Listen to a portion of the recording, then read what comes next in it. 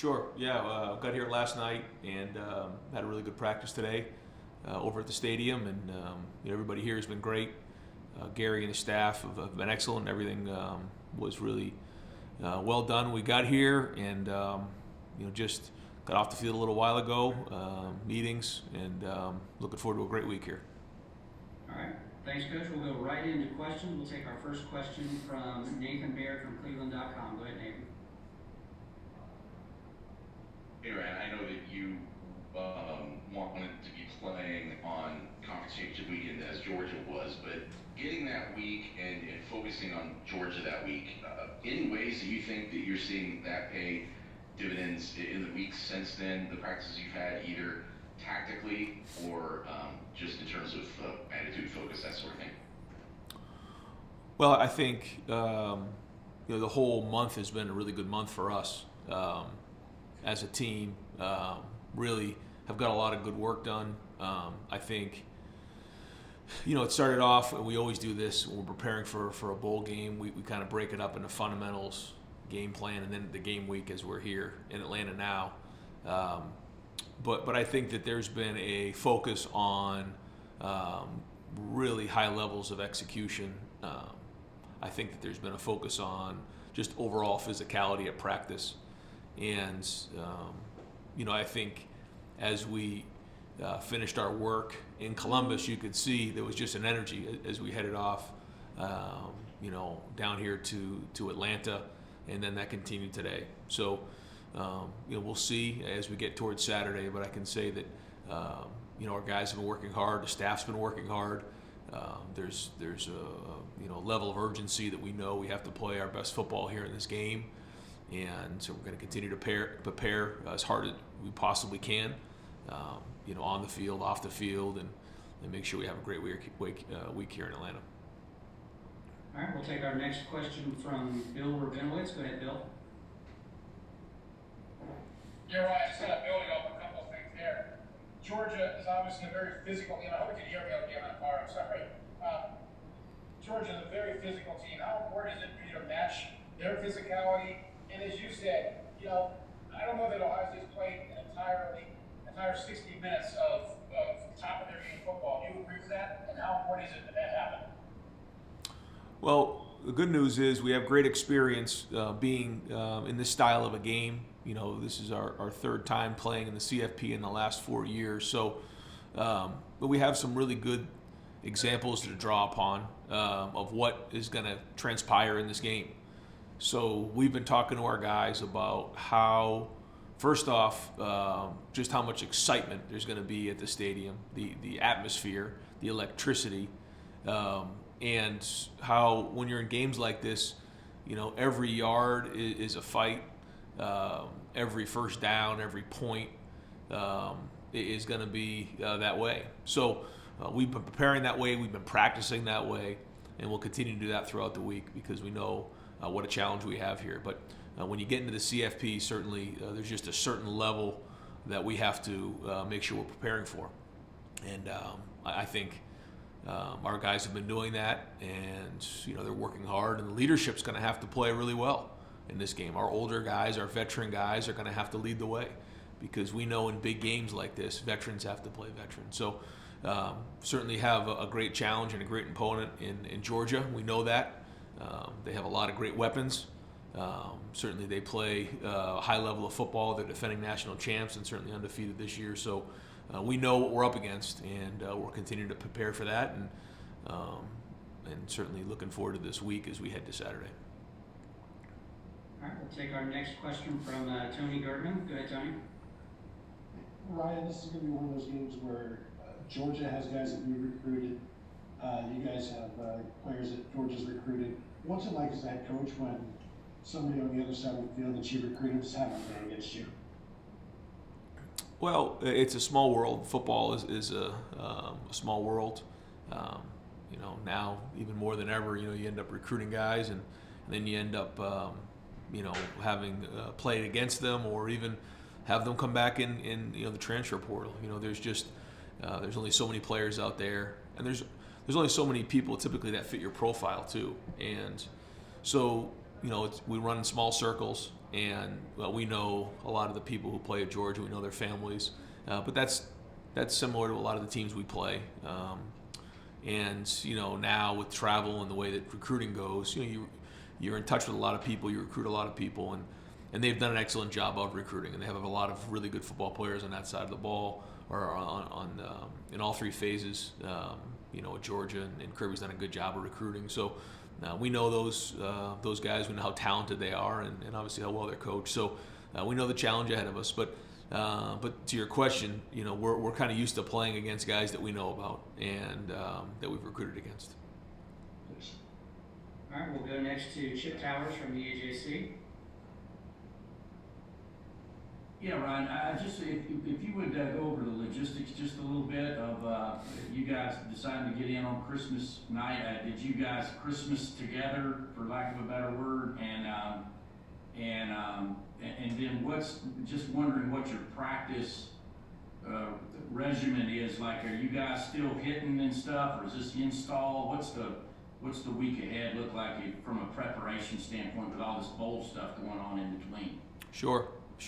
Yeah, we did. We got in last night and had a little dinner for everybody last night, which was great. And appreciate Gary and everybody at the Peach Bowl doing a great job for the families. And I have a lot of family and children here in the travel party. So, there was a Santa Claus here handing out gifts for the families. And so that was great.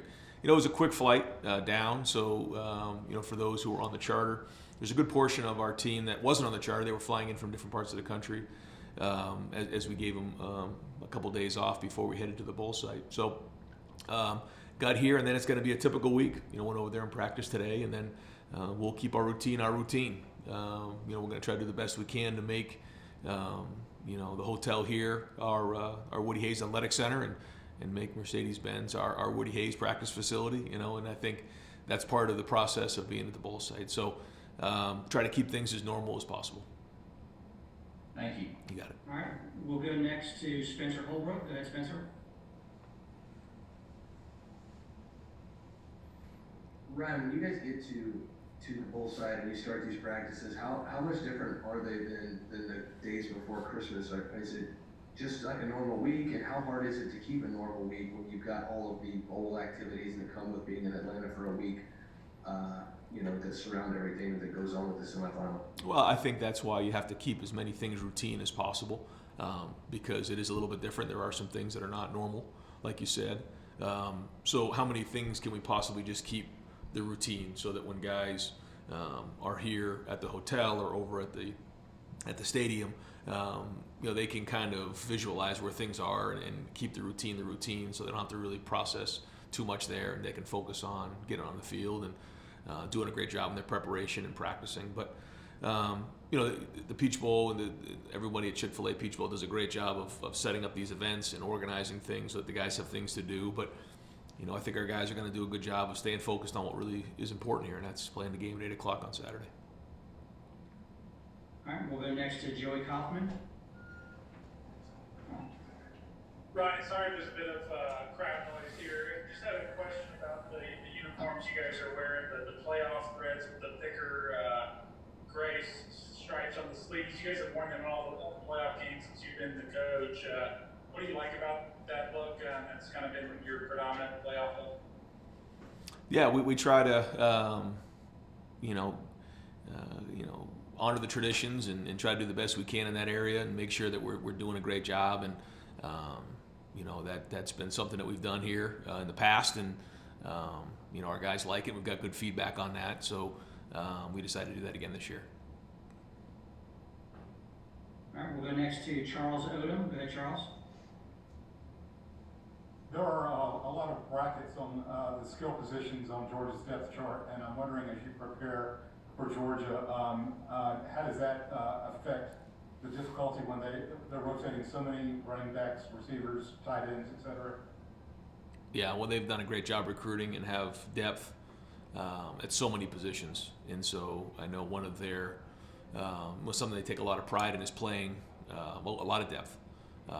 In offense and defense. I think, like you said, there's guys who roll in the front. There's guys who roll in the back end. multiple running backs, multiple wide receivers. That's when you're playing against a really good team who plays with a lot of depth and is recruited really well. That's one of the things you have to prepare for. And what does that mean? Well, you just have to know that you're not going to just hone in on one or two guys. You got to be aware of more than one of those guys, and that's a sign of a good team. All right, we'll go next to Bill Landis. Go ahead, Bill. Hey Ryan, the last time we saw you guys in a playoff game against Clemson, you guys did a really good job of kind of using tempo to your advantage in that game, and I'm wondering if you think a similar approach in this game is necessary against Georgia's defense, and then also maybe broader, just how your philosophy on that has developed over the course of your career, whether you've ever wanted to play super fast or if you've always been someone who tries to balance that. Yeah, there's times like you said that we've done that before, and it's been very good for us. As we get closer to the game, we'll kind of figure out how that fits for us. But I think one of the things that we have done over the past 5-6 years is have the ability to do that when need be, or if we think it gives us an advantage for a myriad of reasons, then we'll do it. I think it's one of those things where nowadays, if you're just no huddle going really, really fast every single game all the time, if that's all you do, teams can get immune to it. But I think if you have the ability switch it up from game to game or from series to series or play to play, then it's a little bit more of a weapon. And that's something that we've kind of probably done more here in the last few years than early on. We used to play a lot faster, I think, as you remember, just a lot of snaps. But teams have kind of adapted to that a little bit more, and they become no-huddle defenses. So, we try to stay ahead of that and use it as a tool, but not something that we're doing all the time, every game. All right, we've just got time for about 2 to 3 more. We'll go next to Stephen Means. Go ahead, Stephen.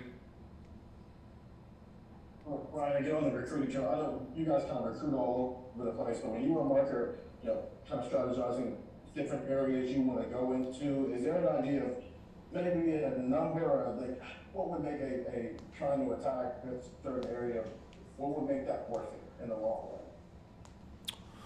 Well, there's a lot that goes with it. I think first off, it's the location and the proximity to Columbus and Ohio. I think that matters a lot.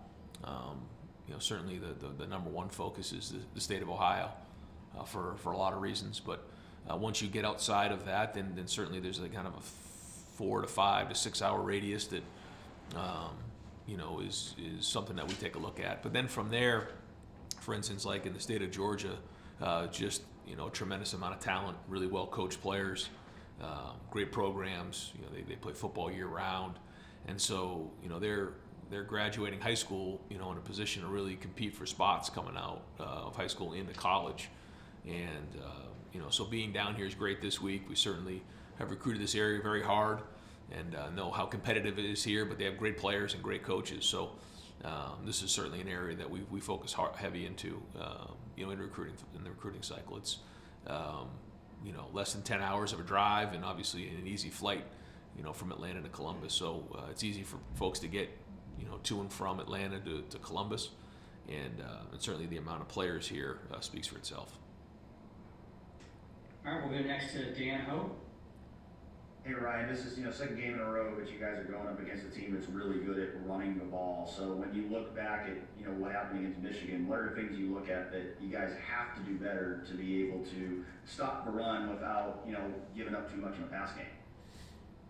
Yeah, Georgia does a great job, and I think they have a great mix. I think when you look at what they do on offense, they're going to try to challenge you in a lot of different areas, and certainly it starts with the run game, like you're saying. And so, we've got to play with great fundamentals. We have to learn to, how they're trying to attack us within the game, and then obviously, get our guys into the best position possible schematically. But at the end of the day, it's going to come down to fundamentals and running to the football, playing really hard, pad level, tackling, and certainly, like you said, you can't overcommit, because then you put yourself at risk in the back end. So. We have to do a good job of, again, the coach's job is to make sure that we put our guys in the situation to be the most successful, and then it's our guys' job to play really, really hard. And So we've taken a hard look at certainly what happened in the last game, but also the challenge coming into this game, and put a good plan together.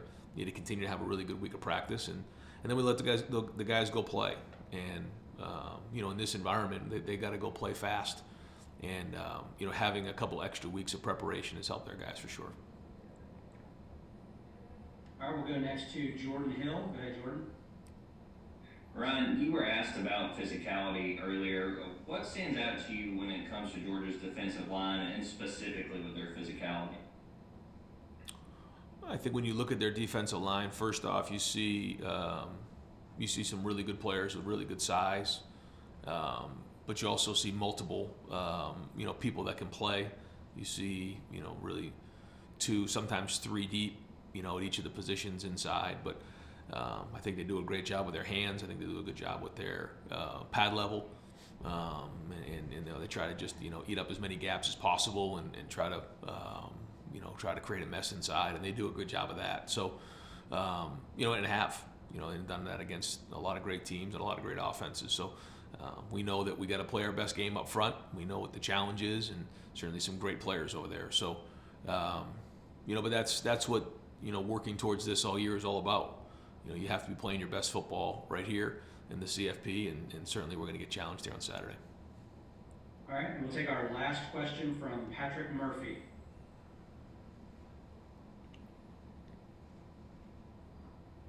Go ahead, Patrick.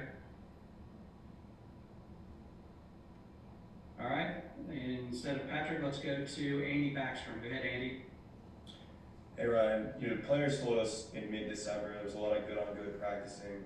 At what point do you taper that off, and when do you know what time to taper that off?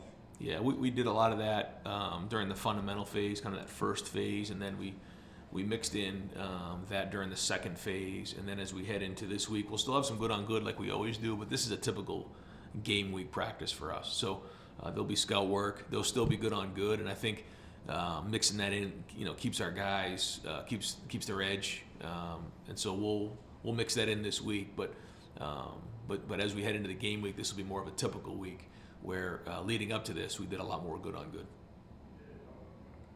All right, that'll do it for you, Coach. Thanks very much. We appreciate your time. Thank you. Good, how are you? We're doing great. I appreciate your time. All right, we'll continue the Ohio State session with Tommy Eichenberg, and we'll go ahead with questions. Please use the raise hand feature to get in the queue. And let's start with Austin Ward. Go ahead, Austin. Tommy, I don't know how nervous you normally get for any game or a big game. Does it feel different at all for a playoff? And now that you're here, when might that set in if you have any nerves? Yeah, I'm not really sure. Probably closer to the game. But I'd say it's more, excitement to play. All right, we'll go next to Nathan Baird. Go ahead, Nathan. Tommy, just as you guys look at what Georgia does as a rushing attack, what stands out to you, why that's been so effective? Yeah, I think all around, they got a good O-line, good running back, and a good scheme. So I think when you put all those together, you'll be pretty good. Next to Bill Rabinovitz. Can you speak about the challenge of facing Georgia's tight ends? Obviously, it's more than one, it's Bach and Washington. How big a challenge is that? What do you guys have to do? Yeah, they're good tight ends. They can pat, and they're effective in the pass game, also in the run game too. Good as blockers. So I think when it comes down to that, everyone's got to do their job. Yeah. Thank you. Go next to Chip Towers. Go ahead, Chip. I wonder what your familiarity is with Georgia. You got any friends over there? Have you known much? Were you recruited by them? And just kind of, what's your level of familiarity with your opponent? Before playing them, no familiarity. I've seen them play, but obviously this past week studying them now. But I don't know anyone that's went there. Nothing really. Okay, thanks. Yeah. All right, we'll go to Spencer Holbrook next. Tommy, how important is it for you guys to keep a routine this week and not get distracted by the other things that are going on? The pre-bowl process, the events that they have planned for you guys. Obviously, you want to have some fun while you're down there, but how important is it to stay locked in on what you guys need to do Saturday night to win? I think it's very important. Coach Day was telling us, we're on a bowl and things like that, but, we're down here to play a game to beat Georgia.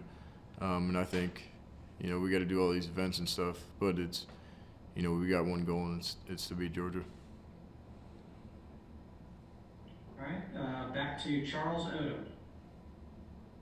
Tell me one more about the Georgia run game. As you've studied game film, obviously they roll 3, maybe 4 running backs.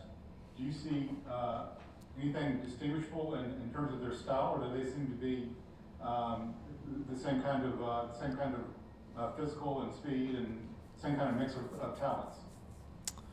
I'd say, just with running backs, I'd say every running back kind of plays different. Sees the game different, sees holes differently. Some are faster than the others, but I'd say overall, they're all great running backs. So. All right, next question from Tim May. Yeah, Colin, hey, Tommy, when you look at a couple of games, your last couple of games there, Tully had a little bit of success scrambling, getting away from you guys, getting those little pickup yards. Obviously, J.J. McCarthy kept drives alive with some scrambles, some timely runs and stuff. What are sort of the lessons learned from those 2 experiences? Because clearly Stetson Bennett has that capability also, as he's shown in a lot of big games. Yeah, I think just with quarterback run, quarterback scramble, it comes down to doing our job. Quarterback scramble can, happen in pass and everyone's covered up and he scrambles, but, the play's never over, right? So you got to keep going. Quarterback run really comes down to doing your job. So that's what we're focusing on. All right, Tommy, I don't see any other questions in the queue, so you're all set, buddy. We appreciate your time. Yep, absolutely. Thank you.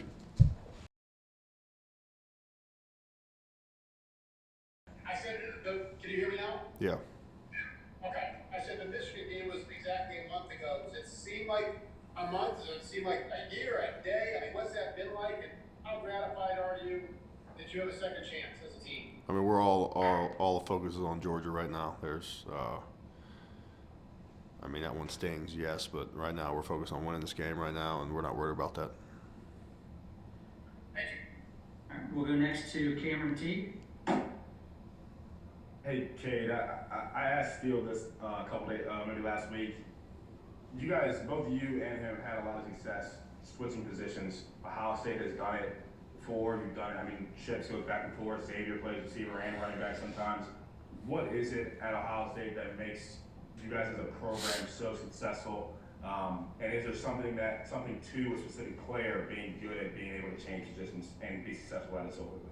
I just think that sometimes, there's multiple different versatile players on this team that can do a lot of different things, and to really figure out what they're best at, you got to move them around a couple times and give them a tryout of each one of them. So we've got lucky enough to have some guys stick at those spots, and it's been good. All right, we'll go next to Jordan Hill. Go ahead, Jordan.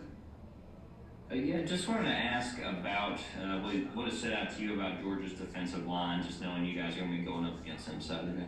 Yeah, that's a tough big front seven. Athletic and long. So we're excited for the challenge. We're excited to play them. All right, next to Nathan Baird. Hey, Kate, before you guys even knew you were going to play Georgia, and really before you knew for sure you were in the playoff, those practices and the mindset sort of started shifting to Georgia right that week of the conference championship games. Do you think that set any kind of a tone, and did it pay off for you guys in the weeks that have been leading up to now? Yeah, I think anytime you have an opportunity to get back on the field earlier than what you expected and without set in stone, foreseen future. For us to be out there and practice and have those couple days, it was very helpful and beneficial now. Next, we'll go to Tim May. Go ahead, Tim. Thank you very much. Man, I was wondering, Kenny, have you guys amongst each other spoken about this or thought about this? That 23 points is not enough points to win games like this, and 3 points in the second half is not acceptable. How much is that stuck in y'all's craw as y'all prepare for this game, knowing the challenge ahead of it? I mean, we practice every play, every snap. That, I mean, if it doesn't score, then that's not acceptable for us, and clearly that's not. I mean, that obtainable, of course. I mean, football, they practice too, but I mean, we expect to go in there and be successful with every drive, and if we don't, we're going to come back and solve the problems. Yeah, real quick, last year this time you were switching over. You were playing the linebacker in the Rose Bowl. There was kind of a hodgepodge on offense. Your two top receivers didn't even play in that game. Obviously, they opted out. So, is there a sense of maybe calm is not the right word, but of confidence that this group is together? You understand what I mean? Who's got each other's back, etc. going into this one. Yeah, I mean, we got a good group of guys with us here that we trust each other, and we're excited to go in here with the group we got. Thanks, man. All right, next, Chip Towers. Go ahead, Chip.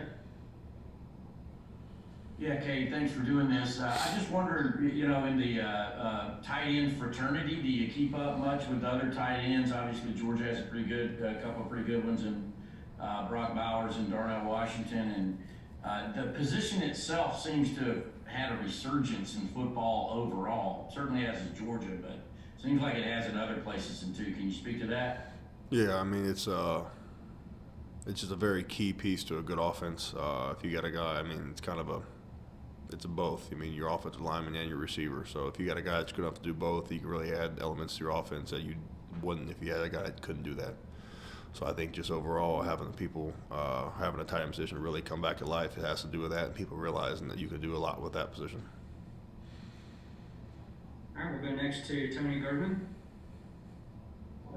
Hey, Cade, so many people are talking about the Georgia tight ends. Do you think, have the Ohio State tight ends heard that? What do you guys think about that? Are you guys being overlooked in your position? I mean, I'm pretty sure. That's a good question. I don't know. I mean, we're just ready. I'm not getting caught up in what's being said, what's not being said, because it really doesn't matter at the end of the day here. We're just trying to win this game. All right, time for a couple more. We'll go next to Bill Landis. Go ahead, Bill. Hey, Cade, I know you guys don't play like super fast up-tempo all the time, but when you do, it does seem to kind of suit you guys well and be effective. What do you like as an offense when you do get to play that fast, and how does it feel, I guess, when you're able to put a defense on its heels that way? Just like you said, I mean, keeping defense on its heels and not letting the feet get in the ground and really get their keys and eyes right away. I mean, it can lead to indecision here and just some blown coverages here and there, so we like to mix that in here and there. Next, we'll go to Austin Ward. Go ahead, Austin. Kate, I know you would never, want to use this as an excuse, but you were a little banged up there the last couple weeks of the regular season. How much do you think that impacted you or limited you at all, and how much did sometime this month help you to get ready for Saturday night? I mean, everybody's banged up in the season. Whether how much it affected me or not, I'll never admit it because, it's just the way it is. You can't be like that. You're playing football. You signed up to get beat up, so you better play beat up. Last couple of weeks have been nice to kind of get your feet back underneath you here, and hopefully we're going to come in this game healthy.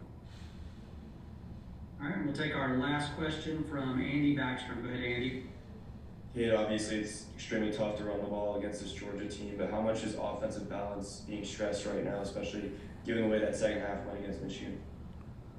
We're just we got the plays now. We got the people here to do it. It's just a fact of putting it all together here and playing all 11 together and just doing your job one at a time here and be successful running the ball.